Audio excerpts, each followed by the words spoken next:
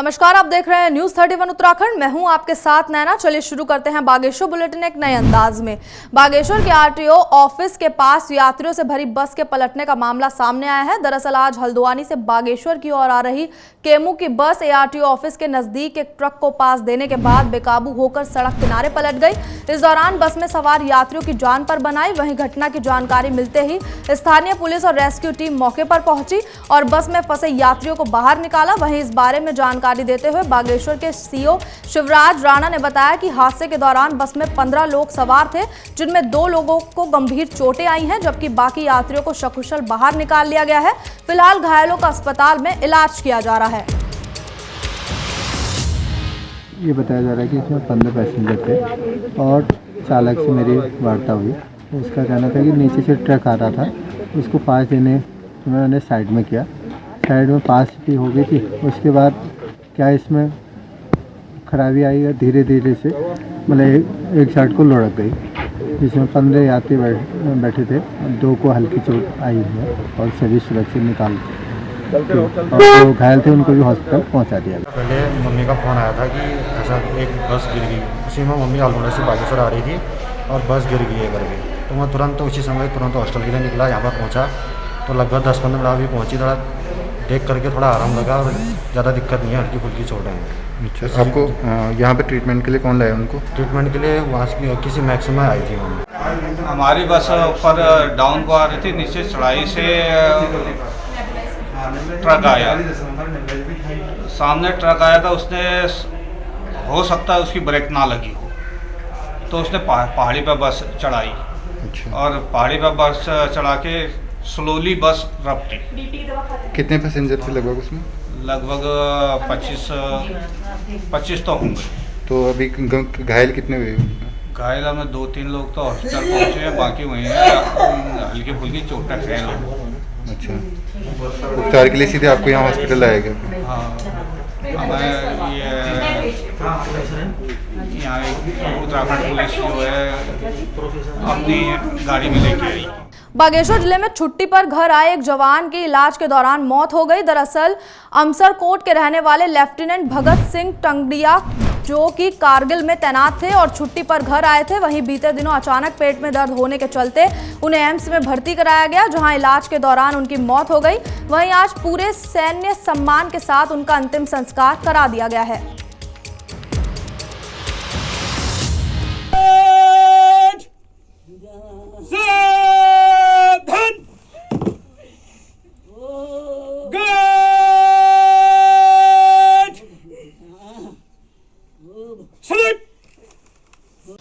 नमस्कार, मैं सूबेदार पवन कुमार कैनमार से हूँ और सूबेदार ऑनरी लेफ्टिनेंट भगवत साहब मेरी बटालियन में सेवारत थे। साहब अवकाश के दौरान साहब के पेट में थोड़ा दर्द उठा है और वो दर्द भगवान ने ऐसा दिया कि शायद जिसकी हमने उम्मीद भी नहीं किया। परिवार ने पूरी कोशिश किया है, साहब को हॉस्पिटल ले गए हैं, साहब को जल्दी से जल्दी उपचार देने की कोशिश किया है, लेकिन भगवान को ये चीज़ मंजूर नहीं था। मैं अपनी रेजिमेंट की तरफ से, अपनी बटालियन की तरफ से, अपने कर्नल ऑफ रेजिमेंट और बटालियन के कमान अधिकारी और समस्त पदों की तरफ से परमपिता परमेश्वर से प्रार्थना करता हूं कि सूबेदार ऑनरी लेफ्टिनेंट भगवत साहब के परिवार को इस असहनीय दुख को सहन करने की शक्ति दे। दुख का टाइम तो है ही साहब, लेकिन दुख क्षणिक था। अब गर्व से कह सकता हूं कि मेरे पिताजी ने, मेरे बड़े भाई ने और जो मेरा भाई आज यहाँ पे अपना इंडियन आर्मी में 28 साल लेके गया है, मुझे इंडियन आर्मी फ़ख्र है, अपने भाई पे फ़ख्र है। उतने इंडियन आर्मी को एज ए सिपाही से लेके ऑनरी कैप्टन तक सब किया है। बागेश्वर के फटगली क्षेत्र में देर शाम हुई मारपीट का मामला अब जिलाधिकारी के पास पहुंच गया है। वहीं आज मामले को लेकर डीएम ऑफिस पहुंचे जिला पंचायत उपाध्यक्ष और फटगली के ग्राम प्रधान ने जिलाधिकारी से जांच की मांग की है। दरअसल बीती शाम क्षेत्र में ग्रामीणों और एसओजी टीम के जवान की आपस में कहासुनी हो गई, जिसके बाद मामला मारपीट तक पहुंच गया। वहीं आज जिलाधिकारी को ज्ञापन देने पहुंचे ग्रामीणों और महिलाओं ने कहा कि पुलिस के इस बर्ताव का ग्रामीण निंदा करते हैं और उन्होंने इस घटना में जांच को जरूरी बताते हुए मामले में कार्रवाई करने की मांग की है। ऐसे लोग आए और क्या हुआ बताइए। मैडम, ये आतंकवादी की तरह घुसे घर में। वो घर में आई थे, मैं दाल भात गरम कर रही थी। ये ऐसे आए जैसे आग बुझाने, जंगल की आग बुझाने आए हैं, वैसे उस तरह से आए हैं। मैंने बोला बलवंत सिंह कहाँ है? बोला मैंने बोला अंदर है, नहा के कपड़े बदल रहे हैं वो। तो इन्होंने बोला दरवाजा खोलो। मैंने बोला कपड़े पहनने दो, उसके बाद बात करना। आप लोग कौन हो? ये तुम कौन होते हो बीच में बोलने वाले? हम उनसे बात करने आए हैं। बोला ये अंदर घुस गए और इन्होंने मारपीट शुरू करनी चालू कर दिया इन्होंने। फिर मैं गई, मैंने बोला भैया तुम ऐसा क्यों कर रहे हो? जो कुछ लेना देना है उन्होंने पी रखी है, हम अच्छे से उनको समझा बुझा के हम लेके आते हैं, तुम हाथ मत चलाओ, ऐसा बोला। तो इन्होंने माना ही नहीं। इन्होंने अंदर से मार पीट के वो करके बाहर लेके आए। उसके बाद में उनको उसका के अपना वीडियो बनाने लग गई और हमारा मोबाइल छीन के अपने पास में रख लिया। तो उसने मैं बेटा मेरा ऊपर छत से देखा, उसने बोला अंकल आप लोग कौन हो, क्यों मारे हो मेरे मम्मी पापा को? ऐसा बोला। तो उससे उसका गला पकड़ के उससे बोला तू साइड हो जा, तेरा करियर खराब कर देंगे, तेरा नौकरी सब डाल देंगे हम यहीं पर, ऐसा बोल दिया उससे। तू साइड हो जा बोल दिया। और ये मेरे से बोला तू बीच में बोलने वाले हो। अब मैं जैसा अब व्यवहार मेरे साथ में किया ना, मैं बोल भी नहीं सकती हूँ मैडम। ऐसा बहुत गंदी गंदी गालियां दी मेरे को और मेरे कपड़े वपड़े फाड़ के मेरे ऊपर बहुत वो किया इन्होंने घर में घुस कर। जैसे कि हमारे जिला पंचायत क्षेत्र जो है, इसका ग्राम सभा बमराड़ी में जो है ये वारदात एसओजी पुलिसकर्मी के द्वारा कल वहाँ पर घटित हुई है, जिसके लिए आज सभी ग्रामवासी और ग्राम प्रधान के द्वारा यहाँ पर एक ज्ञापन जिलाधिकारी महोदय को जांच के संबंध में दिया गया है। जैसे कि आपको बता दें कि जिस तरीके से वहाँ पर ये एसओजी की टीम गांव के अंदर घुसी और उन्होंने एक दहशत का माहौल फैलाया है, उसके आक्रोश में आज ये जनता यहाँ पर गांव की सभी यहाँ पर आए हुए हैं। और यह एक अप्रिय घटना जो घटी है, यह एक बहुत निंदनीय घटना है, जिसके लिए जिलाधिकारी महोदय से मैंने अनुरोध किया है कि इसमें आप उच्च स्तरीय जाँच करें। नीचे रास्ते में रहते हैं, हम अपने आंगन में ऐसे काम कर रहे थे। एक पुलिस वाला आके पूछता है बलवंत सिंह का घर किधर है? वो ड्रेस में था, विदाउट ड्रेस में था? विदाउट ड्रेस में था सर। अच्छा। वो विदाउट ड्रेस में आया, बोला बलवंत सिंह का घर किधर है? मैंने कहा आप कौन? बलवंत सिंह तो 3 हैं। बोला ठेकेदार। हमने नहीं सोचा कि पुलिस वाले हैं, क्योंकि वो आतंकवादी की तरह घुसे थे ना। हमने कहा कोई मेहमान होगा। फिर पीछे से 2 पुलिस वाले फिर आए, वो आतंकवादी की तरह ऐसे गए, किसी को पता नहीं है गाँव में ऐसे भी करेंगे करके। गांव की महिलाओं को धमकियां दे रहे कि वहाँ कोई काटने को आया है, बलवंत सिंह की जान खतरे में है, ये झूठ बोला उन्होंने। मकान है बात छू मैं उसी बोलने बोला हाँ पहाड़ में पड़ी बे घाम धूप सकना सी मैंने सोचा ये कहाँ जाने जान की जंगल आ गए तैसे दौड़ना आई 3-4 हैकिन में दौड़ी ए पुलिस वाला दौड़ा पीछे मैंने कहा जंगल कहीं आग लागू नल बा तही जाना बा हमको कोई खबर नहीं भाई। उस जगह में वो ले गए, बोलो को ले गए, हमको कहा जाने पर हमको क्या गलत काम करते। उस जगह में मारा मार पीटा रह गया मंदिर गेट में। हम तो देख सुना बा तलखाबे बुढ़ी हम कोड़ा बदल पे तलखाबे मार मार जाओ तुम जाने आ जा। मैं जानता और बॉडी छूट गया मैं तो जय नहीं पूछवा बिल्कुल ये हो गया क्यों जानता तुम क्या करके बहुत आँख बहुत था मैं फोन में। बागेश्वर जिले के बैजनाथ में कोविड वैक्सीनेशन कराने पहुंचे लोगों में अफरा तफरी का माहौल देखने को मिला है। इस दौरान टीकाकरण कराने आए लोगों ने कहा कि स्वास्थ्य विभाग की ओर से अव्यवस्था फैलाई गई है, जिससे वैक्सीनेशन के दौरान सामाजिक दूरी का पालन नहीं किया जा रहा। इस दौरान लोगों ने न्याय पंचायत और ग्राम पंचायत स्तर पर वैक्सीनेशन सेंटर बनवाने की मांग की है। हम सुबह 6 बजे से यहाँ लाइन पर लगे हुए हैं और बड़ी अफरा तफरी मची हुई है। कोई सिस्टम से काम नहीं हो रहा है।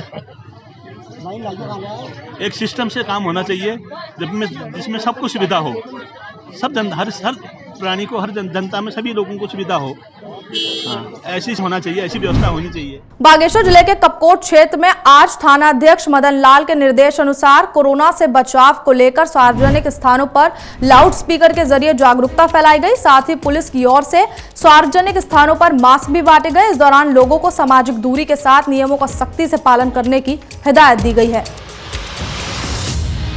कोरोना 19 को दृष्टिगत रखते हुए जैसे आप पूरे सभी लोग प्रतिदिन देख रहे हैं कि ये दिन प्रतिदिन अपने पांव पुनः पसार रहा है, तो हम लोग मेरा पूरा अनुरोध है आम जनता से कि आप पूर्व की भांति पूरी सतर्कता बरतो। बाजार में हो, चाहे कहीं यात्रा कर रहे हो, कहीं भी आप भीड़ भाड़ वाले काम जा रहे हो, तो कृपा करके मास्क का प्रयोग करें, उचित दूरी बनाए रखें, सैनिटाइज का प्रयोग करें। जो सावधानी आपने पूर्व में बरती थी उसी प्रकार आप पुनः जो है अपने जीवन रक्षा के लिए सावधानी बरतें। मेरे द्वारा पूरे सभी कपकोट, भराड़ी और ब्लॉक पूरे बाजार में सभी से मैंने सबको सचेत कर दिया है और अनुरोध किया है कि जो भी दुकानदार, जो भी ग्राहक बाजार में आता है, उसे दुकानदार का फर्ज बनेगा कि भैया आप मास्क का प्रयोग करो। बागेश्वर के महाविद्यालय में आज राष्ट्रीय सेवा योजना के 7 दिवसीय विशेष शिविर का समापन किया गया। इस दौरान कार्यक्रम का समापन रंगारंग कार्यक्रम के साथ हुआ। समापन के मौके पर मुख्य अतिथि बसंती देव और जिला पंचायत अध्यक्ष ने कहा कि महाविद्यालय में आयोजित शिविर में शिविरार्थियों ने स्वच्छता अभियान चलाया। साथ ही गांव-गांव जाकर मास्क बांटकर लोगों को कोरोना संक्रमण बचाव के लिए जागरूक किया है। विगत 7 दिवसीय NSS का शिविर लगाया गया था। इसमें जो है स्वयंसेवकों द्वारा जो है कार्यक्रम के द्वारा सफाई अभियान चलाया गया था और मास्क वितरित किए थे और आपदा प्रबंधन की जानकारी ग्रामीण क्षेत्रों में जाकर दी थी। इसी तरीके से जो सरकार की खेल मंत्रालय द्वारा जो युवाओं को सशक्त और मजबूत बनाने के लिए, उनका विकास के लिए जो है कार्यक्रम चलाए जा रहे हैं। गरुड़ के मटेना गांव में चल रहे सड़क निर्माण काम पर ग्राम प्रधान रवि बिष्ट और RPI प्रदेश अध्यक्ष गोपाल वनवासी ने सवाल उठाए हैं। इस दौरान उन्होंने ठेकेदार पर मानकों के विपरीत काम करने का आरोप लगाया है। वहीं ग्राम प्रधान रवि बिष्ट ने कहा कि विभाग को कई बार अवगत कराने के बाद भी इस पर कोई कार्रवाई नहीं की गई। इस दौरान RPI के प्रदेश अध्यक्ष गोपाल वनवासी ने मामले में तत्काल कार्रवाई की मांग की है। साथ ही मांग पूरी नहीं होने पर आंदोलन करने की बात कही है। ये जो है यहाँ के प्रधान जी हैं रवि बिष्ट, उन्होंने मुझे बताया कि यहाँ पे जो है भारी मात्रा में अवैध खनन किया जा रहा है नदी से, और विदाउट रॉयल्टी, विदाउट परमिट जो है उस पत्थर को लाके इस रोड में जो है डाला जा रहा है। और नदी से देखने के बाद हम इस सड़क में पहुँचे हैं जहाँ पे सड़क निर्माण चल रहा है मटेना का। तो यहाँ पे देखें कि सड़क निर्माण के दौरान भी भारी लापरवाही बरती जा रही है।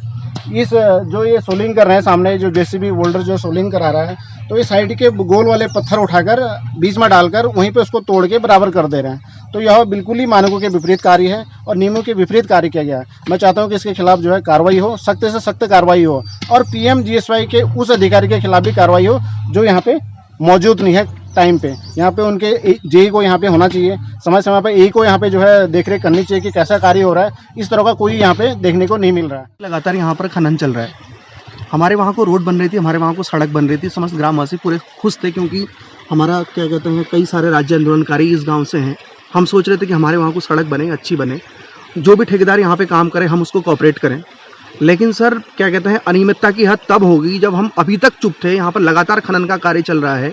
आप यहाँ क्या कहते हैं आपसे मैं कहना चाहूँगा कि देखिए नदी का लेवल कहाँ वो ऊपर है और कहाँ वो नीचे, इतने हद तक यहाँ पर खनन कर रखी है और नदी के बीचों बीच इनमें किनारे से पूरी एक सड़क यहाँ पर बना रखी है।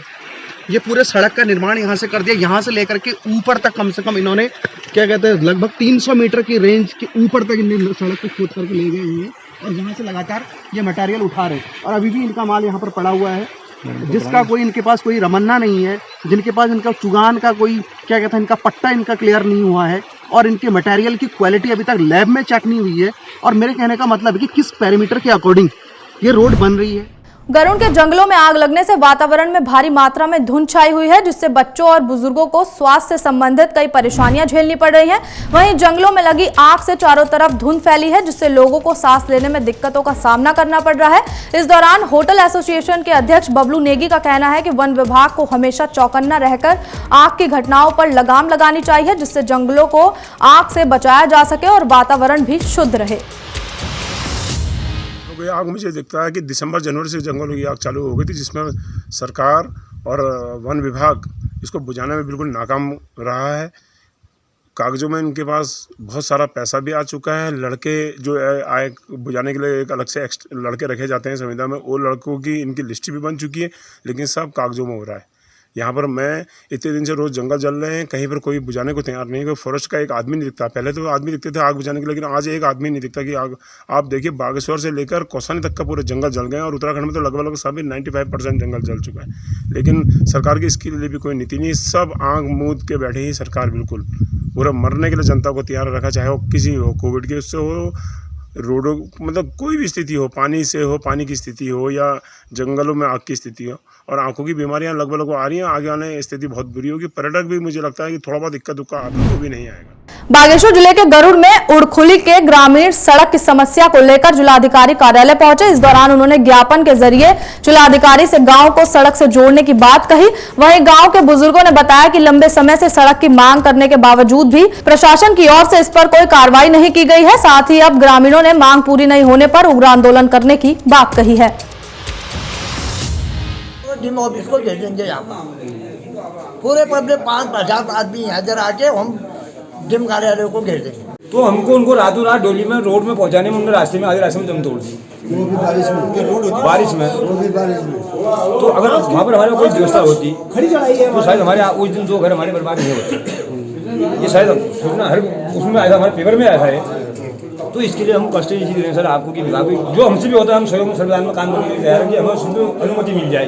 और 20-25 मुआवजे रहते हैं, 25-30 मुआवजे हमारे कुल वहाँ पर, जो कि बाकी भी गाँव है, मतलब जो बेचारे रोड कहाँ रहेगी। रोड नाम के उड़खुली में रोड है, जो रोड हमारी गाँव की मतलब की परवजी कुछ भी नहीं। ग्राम उड़खुली, राजू नाम मेरा नाम है, और मैं पिछले 1 साल से लगातार रोड की मांग लेके चलते आ रहा हूँ।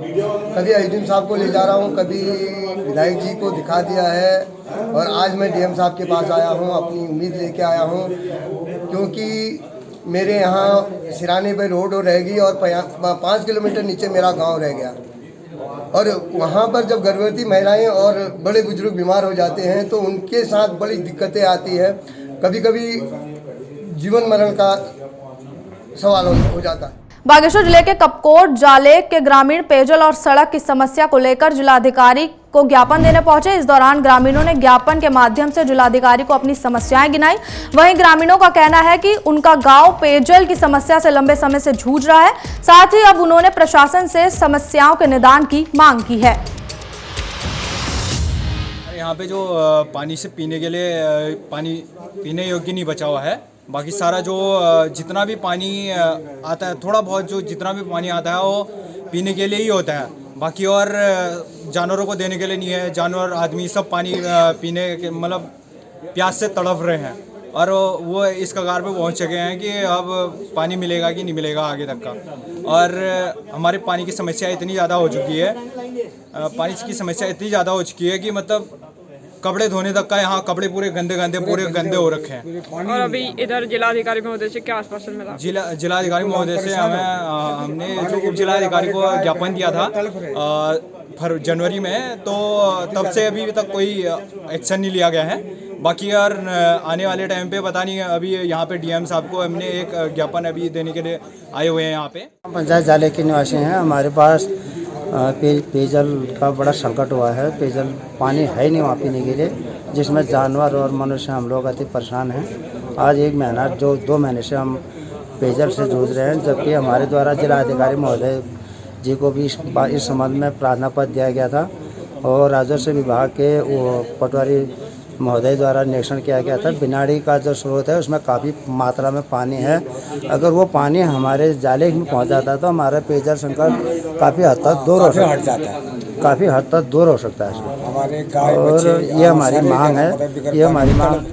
बागेश्वर में एसीपी का लाभ बंद कराने और दिए गए लाभ की वसूली करने को लेकर मिनिस्ट्रियल कर्मचारियों ने सरकार के खिलाफ प्रदर्शन कर 2 घंटे का कार्य बहिष्कार किया। आपको बता दें कि कर्मचारी प्रशासन से अपनी 21 सूत्रीय मांगों को पूरा करने की मांग कर रहे हैं, जिसके विरोध में पूरे जिले के मिनिस्ट्रियल एसोसिएशन के कर्मचारियों ने आज 2 घंटे का कार्य बहिष्कार किया। वहीं उन्होंने बताया कि कर्मचारियों का कार्य बहिष्कार 8 अप्रैल तक जारी रहेगा। साथ ही उन्होंने मांग पूरी नहीं होने पर 12 अप्रैल को जिला मुख्यालय में 1 दिवसीय धरना प्रदर्शन करने की बात कही है। प्रांतीय नेतृत्व के आह्वान पर हम लोग जो है 21 सूत्री मांगों को लेकर के इस समय दूसरे चरण के तौर पर हम लोग यहाँ पर 2 घंटे के कार्य बहिष्कार पर हैं, जिसके तहत जनपद बागेश्वर के या पूरे उत्तराखंड के मिनिस्ट्रियल कार्मिक 2 घंटे के इस समय कार्य बहिष्कार पर हैं। और जब तक हमारी मांगें पूर्ण नहीं होती हैं तब तक का ये 5 तारीख से लेकर के 8 तारीख तक का हमारे कार्य बहिष्कार 2 घंटे के कार्य बहिष्कार का कार्यक्रम है। इसके बाद जो प्रांतीय नेतृत्व से हमें जिस तरह के दिशा निर्देश प्राप्त होंगे उस तरीके से जो है अगले चरण की कार्रवाई की जाएगी। फिलहाल बागेश्वर बुलेटिन में सिर्फ इतना ही। तब तक के लिए देखते रहिए न्यूज़ 31 उत्तराखंड। नमस्कार।